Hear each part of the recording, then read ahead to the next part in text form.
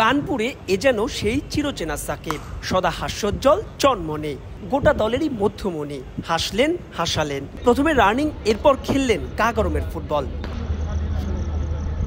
এরপর ব্যাট প্যাট নিয়ে সোজা অনুশীলনে। এই ছবিটা টাইগার ভক্তদের জন্য স্বস্তির। শঙ্কাকে পাশ কাটিয়ে গ্রিন পার্কের ম্যাচের জন্য ফুলফিট বাংলার ক্রিকেটের পোস্টার বয়। অন্তত প্রেস কনফারেন্সে সেই নিশ্চয়তায় দিলেন হেড কোচ চান্ডিকা।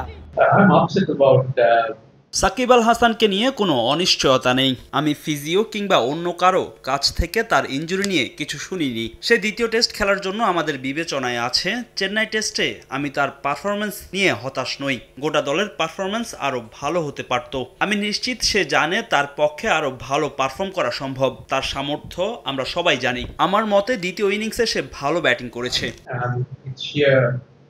সাকিবকে নিয়ে দুশ্চিন্তা না থাকলেও সমর্থকদের চিন্তা বাড়াচ্ছে কট্টরপন্থী সংগঠন হিন্দু মহাসভার হুমকি।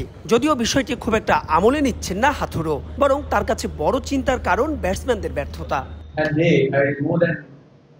ভালো শুরু পেলে ইনিংস বড় করতে হবে, তা হচ্ছে না, এটাই দুশ্চিন্তার বিষয়। টেস্ট ক্রিকেটে কেউ 30 বল খেলে ফেললে উইকেটে থিতু হওয়া জরুরি। কিভাবে প্রতিরোধ করতে হবে ভারতের এই দল তা ভালো করেই জানে। তাই আমাদের দীর্ঘ সময় ধরে ভালো ব্যাট করে যেতে হবে। আর নিরাপত্তা নিয়ে আমি কিংবা দল উদ্বিগ্ন না। ব্যাপারটা বিসিসিআই দেখছে, আমরা তাদের উপর আস্থা রাখছি।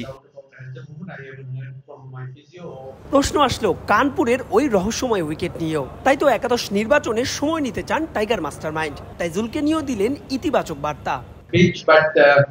উইকেট একটু দেখার সুযোগ হয়েছে। মাঠ কর্মীরা 2টি উইকেটকে প্রস্তুত করেছে। বৃহস্পতিবার আরো ভালোভাবে পর্যবেক্ষণের সুযোগ পাবো। এরপর সিদ্ধান্ত নেওয়া যাবে একাদশ নির্বাচনে।